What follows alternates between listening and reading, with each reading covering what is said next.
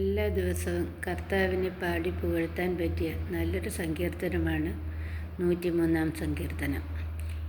എൻ്റെ ആത്മാവെ കർത്താവിനെ വാഴ്ത്തുക. എൻ്റെ ആത്മാവെ കർത്താവിനെ വാഴ്ത്തുക.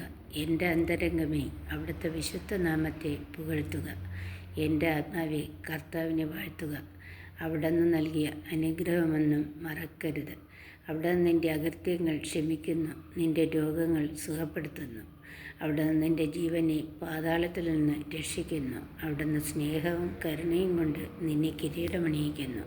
നിൻ്റെ യൗവനം കഴുകൻ്റേതുപോലെ നവീകരിക്കപ്പെടാൻ വേണ്ടി നിൻ്റെ ജീവിതകാലം അത്രയും നിന്നെ സംതൃപ്തനാക്കുന്നു. കർത്താവ് പീഡിതരായ എല്ലാവർക്കും നീതിയും ന്യായവും പാലിച്ചു കൊടുക്കുന്നു.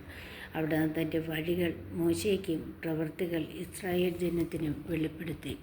കർത്താവ് ആർദ്രഹൃദയനും കാരുണ്യവാനുമാണ്, ക്ഷമാശീലനും സ്നേഹനിധിയുമാണ്. അവിടുന്ന് എപ്പോഴും ശാസിക്കുകയില്ല, അവിടുത്തെ കോപം എന്നേക്കും നിലനിൽക്കുകയില്ല. നമ്മുടെ പാപങ്ങൾക്കൊത്ത് അവിടുന്ന് നമ്മെ ശിക്ഷിക്കുന്നില്ല, നമ്മുടെ അകൃത്യങ്ങൾക്കൊത്ത് നമ്മോട് പകരം ചെയ്യുന്നില്ല.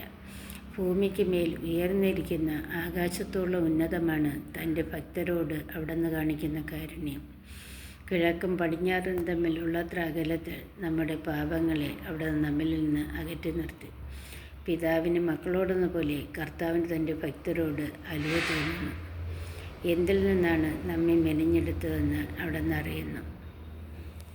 നാം വെറും ധൂളിയാണെന്ന് അവിടുന്ന് ഓർമ്മിക്കുന്നു. മനുഷ്യൻ്റെ ജീവിതം പുല്ലുപോലെയാണ്, വയലിലെ പൂ പോലെ അത് വിരിയുന്നു. എന്നാൽ കാറ്റടിക്കുമ്പോൾ അത് കൊഴിഞ്ഞു പോകുന്നു. അത് നിന്നിരുന്ന ഇടം പോലും അതിനെ ഓർക്കുന്നില്ല.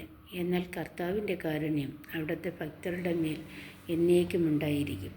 അവിടുത്തെ നീതി തലമുറകളോളം നിലനിൽക്കും.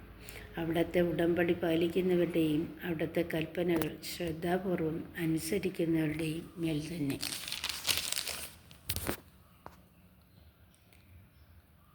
കർത്താവ് തൻ്റെ സിംഹാസനം സ്വർഗത്തിൽ സ്ഥാപിച്ചിരിക്കുന്നു.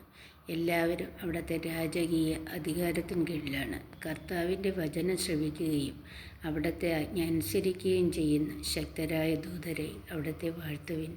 കർത്താവിൻ്റെ ഹിതം നിറവേറ്റുന്ന ദാസരുടെ വ്യൂഹങ്ങളെ അവിടുത്തെ സ്തുതിക്കുവിൻ.